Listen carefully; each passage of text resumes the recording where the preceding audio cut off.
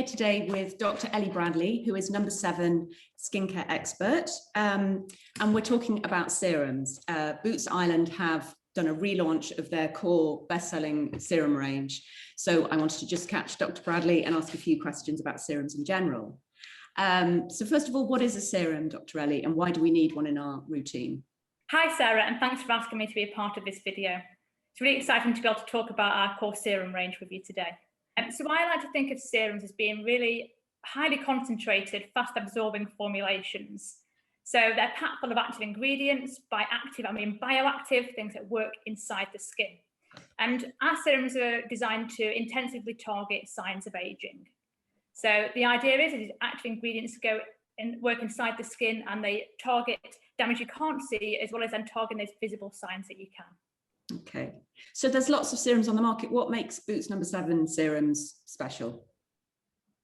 So number 7 serums, so firstly, we work with the University of Manchester to kind of develop our insights into skin aging. So that's really influenced the active ingredients and the choice of ingredients we have in our serums. Yeah. And also we have done extensive research on our serums. So we've tested our 3 core serums on over 5,000 women in nearly 80 studies.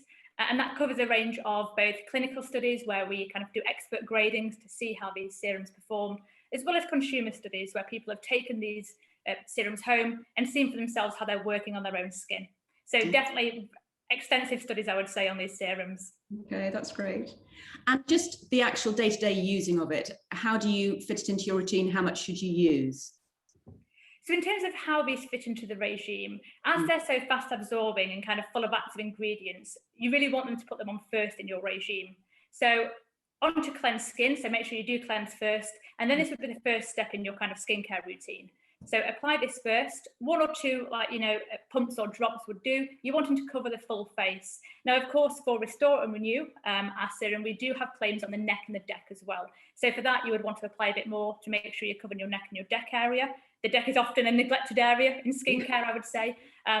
So apply those in that step, and then followed by either a day or a night cream, depending on the time of day. So as I say, first onto cleanse skin would be where I would put them. Okay, so the bare essentials of a skincare routine should be in order of use. What would you say are the most? In order of use, so if you do daytime, it'll be you cleanse first, followed by your serum, and then a day cream. And I know we're going to talk about this, but I want SPF 15 5-star UVA in there as well for your day cream. I'd recommend. And then at night time, of course, you would do the same, but replace your day cream with a night cream. And that will help kind of, restore the skin overnight. And it's quite a luxurious thing to put on to help support your skin barrier as you sleep. Okay, lovely. So, and what's the one mistake that people make most often with their skincare, do you think? So the main mistake I think people sometimes make is actually not using SPF or sun protection. So I think on a daily basis, I actually recommend people to use an SPF 15 minimum with 5-star UVA protection in ideally, because that's important because actually UVA also contributes to things like signs of aging and skin health. So I do recommend a broad spectrum sun cream. So I would recommend people apply that daily, because actually I think people don't realise when we're thinking age-defying regimes is that actually 80% of facial aging is caused by sun exposure. So of course serums are great at helping kind of to repair the skin, but you do need to put that sun protection on a daily basis to help kind of maintain that status and make sure that your skin doesn't get damaged any further by UV, which will cause more signs of aging to occur. Yeah, absolutely. And as a skin scientist, what ingredients do you think are most important to make sure you've got in your routine? So from a kind of aging perspective, so if we're thinking here about aging concerns that the serums target, there's a few kind of key ingredients that I think you would want to use. And actually a blend is often quite a good idea as well, to kind of blend these ingredients together. So for things like wrinkles and resurfacing, and we're thinking about the skin texture, things like pro-retinol, which helps kind of renew the skin, help turn it over. Pro-retinol is kind of the pro form of retinol itself, so these are all vitamin A's. So that's a great ingredient to have in there, and that runs across our serum range, as well as peptides. So peptides are fantastic for targeting wrinkles, and we have Matrixyl 3000 plus in ours. So it's a peptide blend, and it contains a collagen peptide, actually, a small fragment of collagen. And these are great actually going inside the skin and telling the skin essentially to start kick-starting collagen and fibrillin production to target lines and wrinkles. So from a wrinkle perspective, definitely I would recommend those sort of ingredients. From a kind of brightening as well as an antioxidant perspective, vitamin C is a great age-defining ingredient. So it really does, it's kind of a bit of a multitasker, and we'll target a few things. So vitamin C, absolutely. And then if we're thinking about, from a kind of skin fragility or skin getting a bit crepey as you get older and dry as well, which is another sign, as your skin might get mature. I absolutely think ceramides are great ingredients to have in your regime. So you might find these in day creams, but actually we do have them in our Restore and Renew range as well, across the range, including the serum. So ceramides are really good ingredients for the kind of dryness perspective as well. Okay, so that's all relevant as well with the kind of the current trend for menopausal skincare.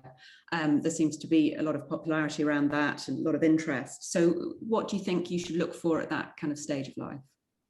So, I mean, from a menopausal perspective, of course, the menopause is a change in hormones. So we know that estrogen can impact the skin. So, of course, in menopause, you will see some impacts of that on the skin as well.